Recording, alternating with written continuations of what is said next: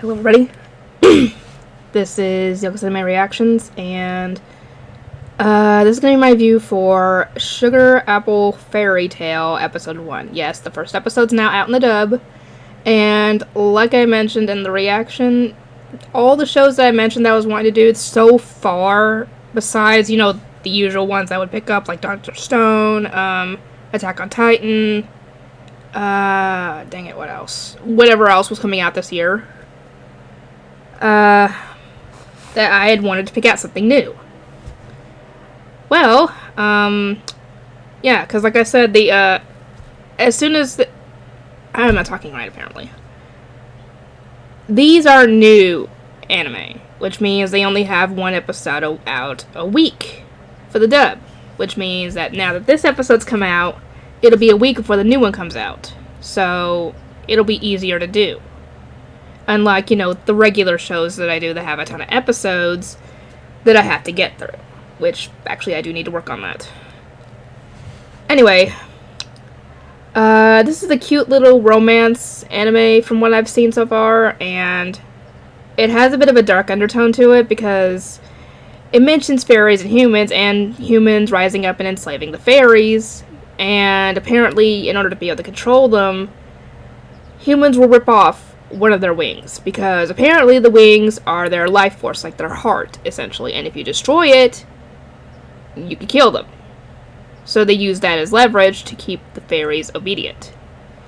And obviously, that's horrible. Why would people do this? Would they do that to their own kind? Well, actually, yeah, what am I saying? Yes, they will. People who have done that all the time in fantasy animes. In real life, for God's sake. Freaking slavery is one thing, heck yeah, we had that in our own lives, so in our own past, so we can't really have any room to talk on that one. But the main female character is into making sweets and essentially like spun sugar type things, where they make little sculptures and art pieces out of refined sugar. And apparently this technique was first made by the fairies, and as humans learned it, they started, building on it essentially. And she wants to be she wants to be what was it called? A silver sugar master or something like that. And she wants to be one just like her mother. And it cuts to her being 15, and her mother has passed away at some point. I don't know how recent that was, but now that her mother has passed on, she now is going to try and head to the next city or whatever to, try out for the exhibition for that, so she can try and be a master at it. And the funny thing is that there's a boy in that village she's in that is smitten with her apparently, and he's also wanted to become one of those too. And he tries to ask her to marry him, and I thought that was sweet if he really did care about her, but she doesn't want to be tied down to another person, and she wants to be able to live her life and do what she, her dream essentially. And I mean, she could still do her dream and still be with someone. It could be someone who is traveling with her. Hinty, hint, hint. I haven't seen the show at all, obviously, or whatever, if it's a manga or light novel or whatever, but I mean, it would make sense, because she could still be with someone and still have her dream. Anyway, it's obviously dangerous out there, so she tries to go to town to try and get herself a bodyguard, essentially. While she's in town, or a village or whatever, I think it's a town, she sees a fairy hunter tormenting a poor fairy who just wants his freaking wing back. I mean, this little guy's tiny. He could fit on your hand, essentially. And that's how I thought all fairies were. That big, I'm stupid, apparently. And she just can't stand it because the guy is crushing the poor fairy's wing, and as we all know, that hurts them. And if you destroy it, I don't know if you have to destroy both wings or just one wing to kill them, but yeah, it's still not good either way. And she can't stand this, and she walks over and kicks the guy in the leg from behind, making him drop him, and she catches him and the wing, and obviously the fairy doesn't like humans. Most of the fairies probably don't like humans.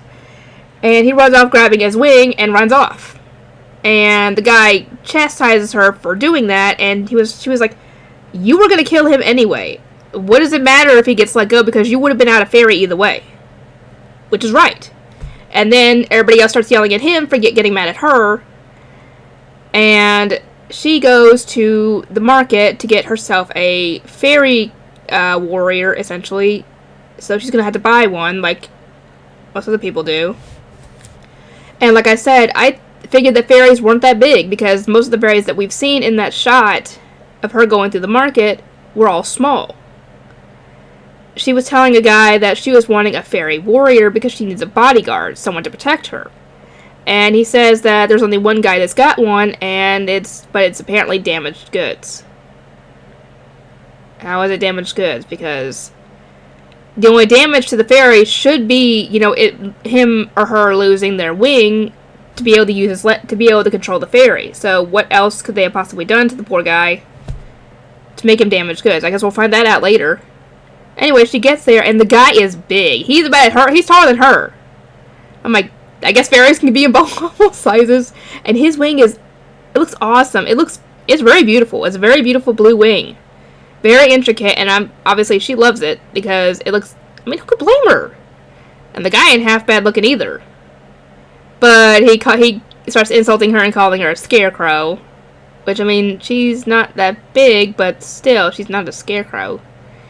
And his I guess, master, if you want to call it, tells her don't feel bad. He does that to everybody. And essentially tells her that if she's wanting to buy him, it'll be, I think they said 100 crests or something like that. And the fairy guy, he straight up tells her to buy him. And apparently that's the first time he's ever done that. And the guy starts getting an attitude with the guy, and he pulls out he holds the bag that has the guy's wing in it, which is a small bag. I'm guessing the wing can shrink, I guess, because it's huge normally, but it's small in the bag. And he starts squeezing it, and obviously the guy is in pain, and she tells him to stop it, and she offers to buy him and uses a gold coin for it. Anyway, she leaves with him, and he tells the guy that essentially don't go out killing her or something, and he apparently was planning on doing it and then coming after his old master in the process.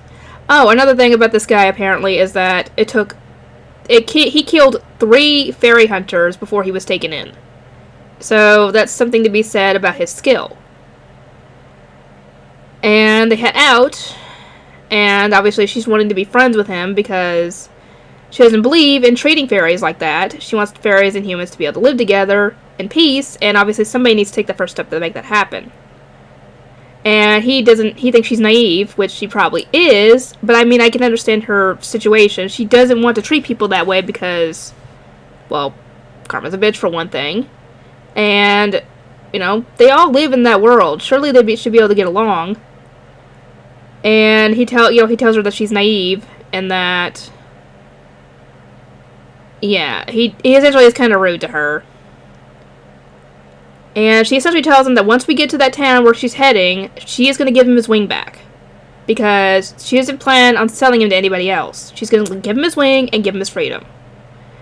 And obviously he doesn't believe her because, why would he? As far as I know, as far as we know, he's been treated badly by humans ever since he was first captured. Which apparently was 70 years ago. And we get his name. I think where did he say it was? If I'm wrong, correct me in the comments because I'm probably forgetting this. Shell or something like that. And she says, well, I'll call you Shell instead.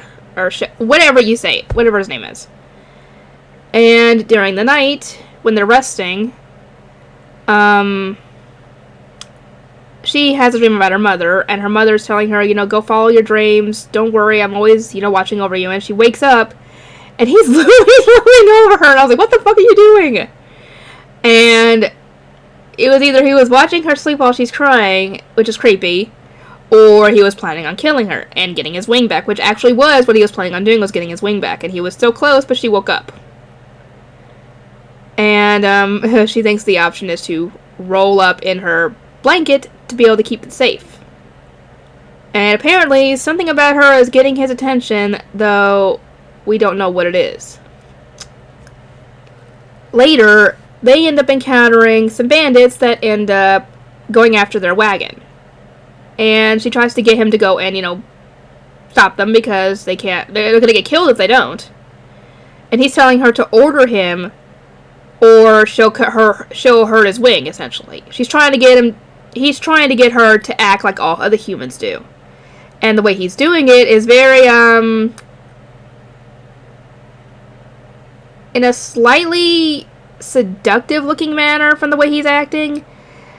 But at the same time, it's kind of, it's not good. Anyway, she finally says, "Go and kill them or I'll punch you." And he's like, "Good enough." So he goes and kills them. Easily. But we all know she's not going to hurt his wing. She doesn't seem like the type of person to do that. Not just based on the fact that she's already said that she won't do it. She just doesn't seem like that type of person. Anyway, this could be an interesting ride. I am eager to see what will happen next. I wonder if we'll run into any of the characters. And I'm curious to see how their possible friendship or their work relationship or whatever you want to call it will grow. Anyway, if you found this channel through this show, welcome. I have many other anime reactions on here if you want to take a look. There might be something here you like. If not, suggest something. Maybe I haven't had it in my list yet. Anyway, I'll see you guys next time.